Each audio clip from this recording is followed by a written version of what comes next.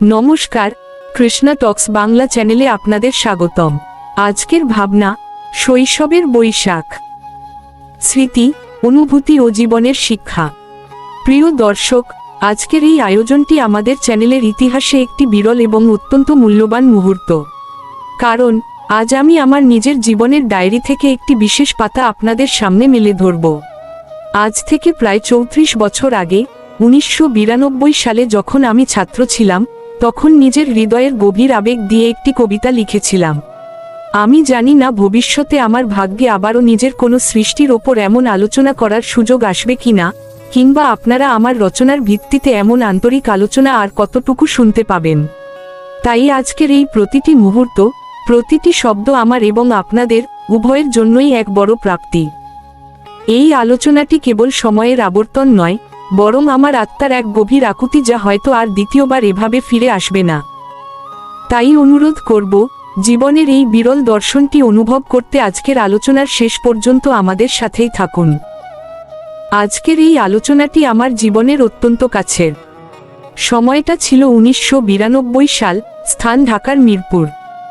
ছাত্রজীবনের সেই দিনগুলোতে পহেলা বৈশাখ উপলক্ষে যখন একটি কবিতা লিখতে বলা হলো, তখন আমার মানসপটে ভেসে উঠেছিল সুদূর শৈশবের গ্রামবাংলার সেই বৈশাখী দিনগুলি। সেই আবেগ থেকেই জন্ম নিয়েছিল শৈশবের বৈশাখ কবিতাটি।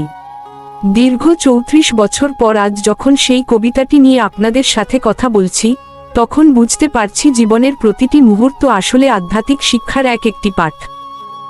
কবিতাটি আমি আপনাদের পড়ে শোনাচ্ছি।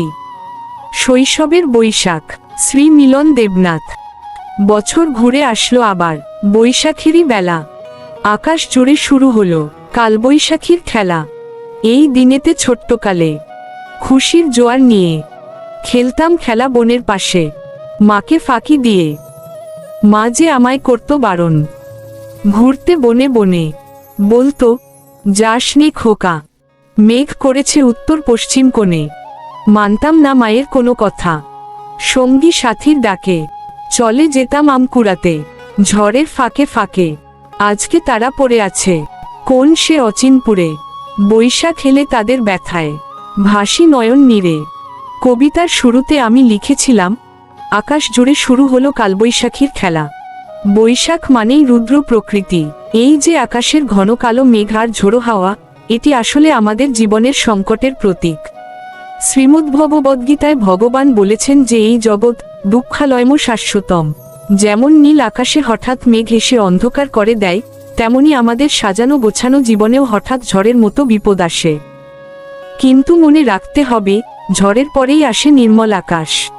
কালবৈশাখী যেমন ধুলোবালি উড়িয়ে প্রকৃতিকে পরিষ্কার করে, জীবনের ঝড়গুলো আমাদের ভেতরের অহংকার আর জীর্ণতা ধুয়ে পরিষ্কার করতে আসে। এই যে কালবৈশাখীর খেলা, এটি আসলে আমাদের জীবনের পরীক্ষা। শ্রীমদ্ভগবদ্গীতার 2য় অধ্যায় ভগবান শ্রীকৃষ্ণ স্থিতপ্রজ্ঞ হওয়ার কথা বলেছেন। অর্থাৎ সুখে যে অতি আনন্দিত হয় না এবং দুঃখে যে ভেঙে পড়ে না। বৈশাখের ঝড় যেমন জীর্ণ পুরাতনকে উপড়ে ফেলে নতুন চারাগাছ গজানোর জায়গা করে দেয়, তেমনি জীবনের ঝড়গুলো আমাদের ভেতরের অপ্রয়োজনীয় আসক্তি আর মায়া উপড়ে ফেলার সুযোগ করে দেয়। আমরা যখন শৈশবে ঝড়ের ভয় তুচ্ছ করে আম কুড়াতে যেতাম, তখন আমাদের মনে এক অদ্ভুত সাহস ছিল। সেই সাহসটিই আজ আমাদের জীবনে প্রয়োজন। ঝড়ের মাঝে দাঁড়িয়েও যেমন পরমেশ্বরের ওপর বিশ্বাস রাখা যায়, সেই শিক্ষাটি আমাদের এই বৈশাখেরই বেলা থেকে গ্রহণ করতে হবে। কবিতায় সেই শৈশবের কথা আছে, মা যে আমায় করত বারণ ঘুরতে বনে বনে। মা যখন বলেন যাস নে খোকা, তখন তার পেছনে থাকে অগাধ মমতা ও সুরক্ষা। আধ্যাত্মিক বিচারে এই মা হলেন আমাদের বিবেক বা গুরু। আমরা যখন জগতের মায় মত্ত হয়ে বিপদের পথে পা বাড়াই, তখন আমাদের অন্তরাত্মা বা শাস্ত্র আমাদের বারণ করে। কিন্তু শৈশবের সেই চপলতার মতো আমরাও অনেক সময় সেই ঐশ্বরিক বারণ উপেক্ষা করি। মায়ের সেই আকুতি আসলে আমাদের মায়ার হাত থেকে বাঁচানোর এক আরতি। আমার কবিতার সেই চরণে আছে, মানতাম না মায়ের কোনো কথা। এই যে অবাধ্যতা, এটি আসলে আমাদের প্রত্যেকের মনের চিরন্তন রূপ। ভগবান শ্রীকৃষ্ণ গীতায় বলেছিলেন, মন অত্যন্ত চঞ্চল ও অবাধ্য। শৈশবে আমরা যেমন ঝড়ের ভয় তুচ্ছ করে বনের দিকে ছুটতাম, আজও আমাদের মন তেমনই বিপদ জেনেও ইন্দ্রিয় সুখের পেছনে ছোটে। মা যেমন সন্তানের অমঙ্গল চান না, ভগবানও আমাদের মঙ্গলের জন্যই নিয়ম কানুন দিয়েছেন। কিন্তু আমাদের অবাধ্য মন সেই অমৃতের স্বাদ ভুলে বিষের পেছনে ছুটে বেড়ায়। শৈশবের সেই ঝড়ের ফাঁকে আম কুড়ানো আর আজকের এই মায়ামো জগতের পেছনে ছোটা আসলে একই সুতোয় গাথা। মানতাম না মায়ের কোনো কথা সঙ্গী সাথীর ডাকে। জীবনের এই স্তরে আমরা দেখি মায়ার শক্তি কত প্রবল। শৈশবে ঝড়ের মাঝে আম কুড়ানোর যে আনন্দ ছিল তা ছিল ক্ষণস্থায়ী। আজ বড় হয়ে দেখি আমরা এখনো সেই ঝড়ের মাঝেই সুখ খুঁজে বেড়াচ্ছি। কাম, ক্রোধ আর লোভের ঝড়ে আমরা দিশেহারা, তবুও আমরা মায়ার ফল কুড়াতে ব্যস্ত। আমরা ভুলে যাই যে এই ঝড় যে কোনো সময় আমাদের জীবনের প্রদীপ নিভিয়ে দিতে পারে। সঙ্গী সাথীদের সেই ডাক আসলে জাগতিক মোহের হাতছানি, যা আমাদের লক্ষ্য থেকে বিচ্যুত করে। কবিতার শেষ দিকে একটি করুণ আরতি আছে, আজকে তারা পড়ে আছে কোন সে অচিনপুরে। 1992 সালে যখন এই লাইনটি লিখেছিলাম তখনও বুঝিনি এই অচিনপুর একদিন কতটা বাস্তব হয়ে উঠবে। আমাদের শৈশবের খেলার সাথীরা আজ এক একজন এক এক জায়গায়, কেউ হয়তো এই পৃথিবী ছেড়ে চলে গেছেন। এই যে বিচ্ছেদ, এটিই হলো জীবনের চরম সত্য। যাকে আমরা আপন ভাবি তারা সবাই আসলে এক একজন যাত্রী। স্টেশনে দেখা হয়, আবার ট্রেন এলে যার যার গন্তব্যে চলে যায়। এই অচিনপুর আসলে সেই পরপার যেখানে আমাদের সবাইকে একদিন যেতে হবে। এই অচিনপুর আসলে সেই স্থান যেখান থেকে আমরা সবাই এসেছি এবং যেখানে আমাদের ফিরে যেতে হবে। শৈশবের সাথীরা যখন সেই অচিনপুরে হারিয়ে যায় তখন আমাদের হৃদয় হাহাকার করে ওঠে। কিন্তু এই হাহাকারই আমাদের মনে করিয়ে দেয় যে এই নশ্বর পৃথিবী আমাদের স্থায়ী ঠিকানা নয়। আমাদের স্থায়ী ঠিকানা হলো সেই বৈকুণ্ঠ, যেখানে কোনো জরা নেই, ব্যাধি নেই, আর কোনো বিচ্ছেদ নেই। বৈশাখের এই বিদীর্ণ দুপুরে নয়ন নীরে যখন আমাদের বুক ভেসে যায়, তখন সেই চোখের জল দিয়ে যেন আমরা আমাদের হৃদয়ের সিংহাসন পরিষ্কার করি, যাতে সেখানে শ্রীকৃষ্ণ এসে বসতে পারেন। বৈশাখ এলে তাদের ব্যথায় ভাসি নয়ন নীরে, এই কান্না কেন?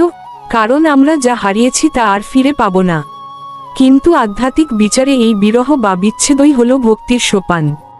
শ্রীচৈতন্য মহাপ্রভু বিরহের মাধ্যমেই কৃষ্ণকে খুঁজেছেন। আমরা যখন ফেলে আসা দিন বা হারিয়ে যাওয়া বন্ধুদের জন্য কাঁদি, তখন আসলে আমাদের আত্মা তার পরম প্রিয়তম পরমাত্মাকে খুঁজে ফেরে। এই জগৎ থেকে আমরা যতই আঘাত পাই বা বিচ্ছেদের যন্ত্রণায় ভুগি, ততই আমাদের উচিত সেই শাশ্বত ধামের দিকে এগিয়ে যাওয়া, যেখানে গেলে আর কোনো বৈশাখী ঝড় আমাদের প্রিয়জনদের কেড়ে নিতে পারবে না। আমাদের এই চোখের জল যেন কেবল শোকের না হয়ে ভগবানের দর্শনের ব্যাকুলতায় পরিণত হয়। আমরা সবাই মায়ে জর্জরিত, আবেগে জর্জরিত। কিন্তু এই আবেগ যখন ভগবানের দিকে ধাবিত হয় তখন তা ভক্তিতে রূপান্তরিত হয়। নয়ন নীরে যে ভেসে যাওয়ার কথা কবিতায় আছে, সেই অশ্রু যদি শ্রীকৃষ্ণের চরণে নিবেদন করা যায় তবেই জীবনের সার্থকতা। শৈশবের সেই হারানো দিনগুলো আমাদের শেখায় যে পার্থিব কোনো কিছুই স্থায়ী নয়। বৈশাখ আসে, বৈশাখ যায়, মানুষ আসে, মানুষ যায়। শুধু রয়ে যায় আমাদের কর্ম আর পরমেশ্বরের প্রতি আমাদের অনুরাগ। নববর্ষের এই পুণ্য লগ্নে আসুন আমরা আমাদের অতীতের সেই সরলতাকে ফিরে পাওয়ার চেষ্টা করি।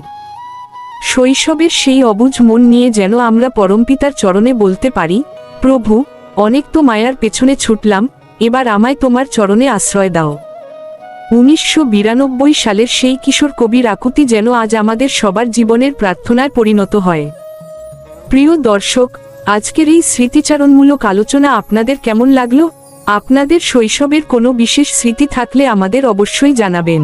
প্রতিদিন রাত 8টায় আমরা আমাদের চ্যানেলে শাস্ত্রসম্মত জীবনমুখী আলোচনা করতে চেষ্টা করি। এই আলোচনাগুলো শুনতে আমাদের সাথেই থাকবেন। ভিডিওটি ভালো লাগলে লাইক দিন এবং আমাদের এই আধ্যাত্মিক পরিবারের সদস্য হতে চ্যানেলটি সাবস্ক্রাইব করে রাখুন। হরে কৃষ্ণ।